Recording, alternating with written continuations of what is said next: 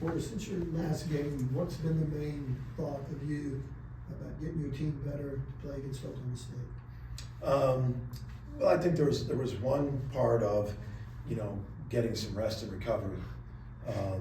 We were heavy-legged, 3 games, 3 time zones on the road, but it was that. But a big focus on what we could control was we didn't handle a run well.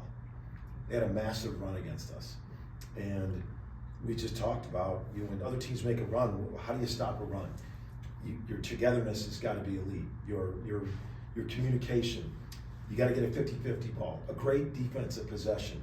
I think we just kind of took turns trying to get it back with a big shot, and we took like 3 or 4 24-footers in that span, and it snowballed. And what we talked about is, all year long teams are going to have runs. They can't go on the run that they went on. That was the biggest run, I think, probably of my career. 27-2. It was 27-2. I've never had a run that I can remember that long. And we talked at length about good possessions, defensive stops. And so that was one. And then obviously preparing for Oklahoma State is the transition D, protecting the paint of, they can get to the paint as good as anybody that we've watched. It's one of the fastest offenses in the country. They get to the paint percentage-wise almost faster than anybody in the country. So just getting back and transition defense and setting up your defense. Besides the speed at which they play and how quick they can score it, I guess what else has stood out to you on film about how they're different this year from last year? Well, I thought they were very intentional with how they want to play. Claire and Curry, just jet speed. I think Fala gives them a down in the post presence, who he ducks in really hard. I mean, how we can do that.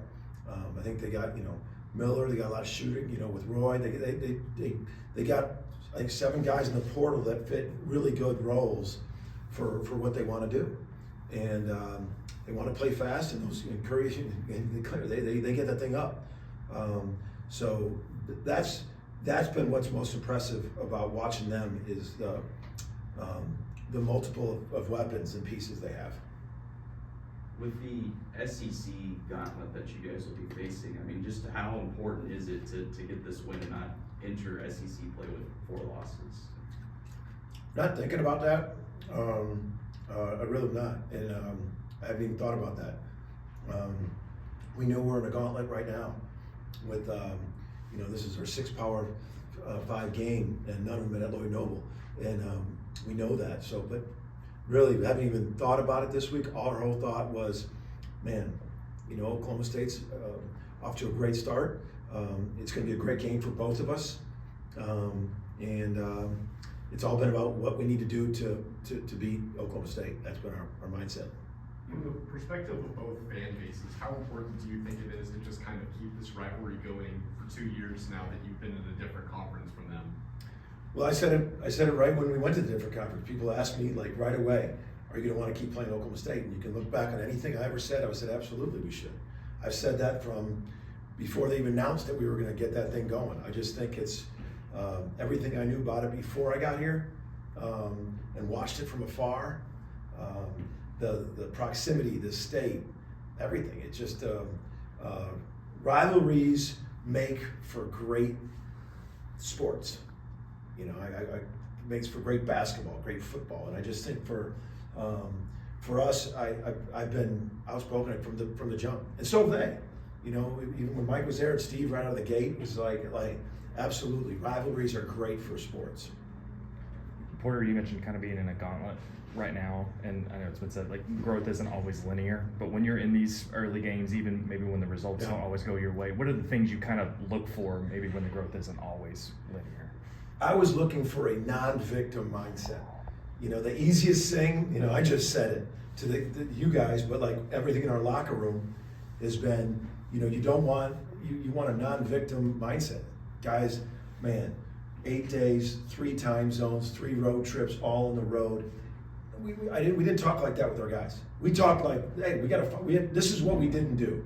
This is where we've got to be better. And I just think you're either winning, you're learning. You can't let losses go in vain,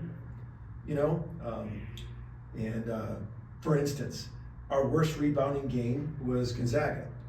And we've been better there. We're continuing to be a work in progress, but better.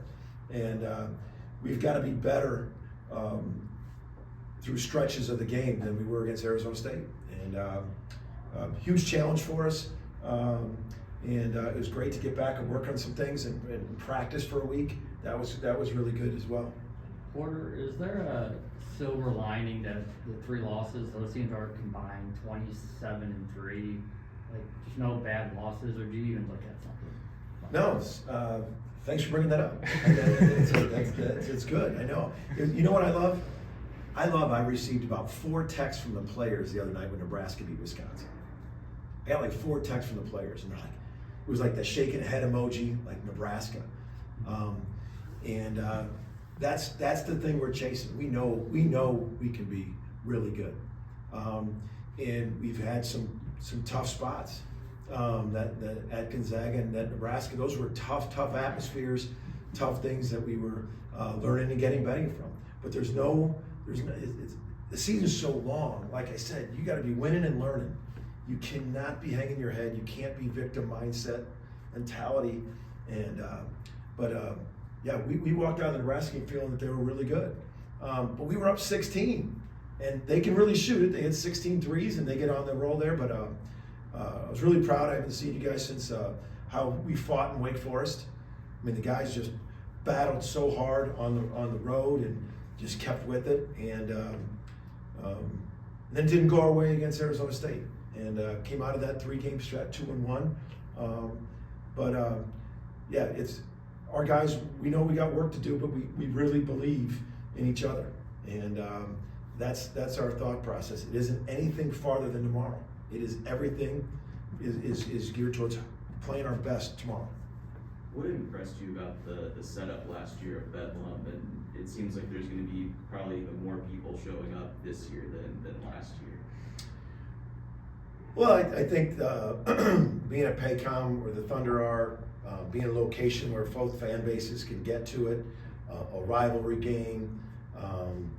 I thought people showed up. It's just it's a great venue, and it's a 2 teams with their fan bases can come.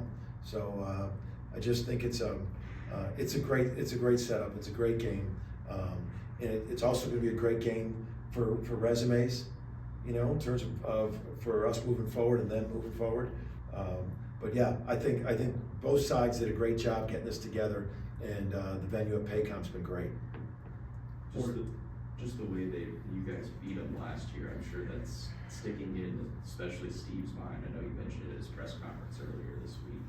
Just what does that do for the dynamic? I can't speak for like what about for him. I mean, I can just speak for our guys know and are excited to play.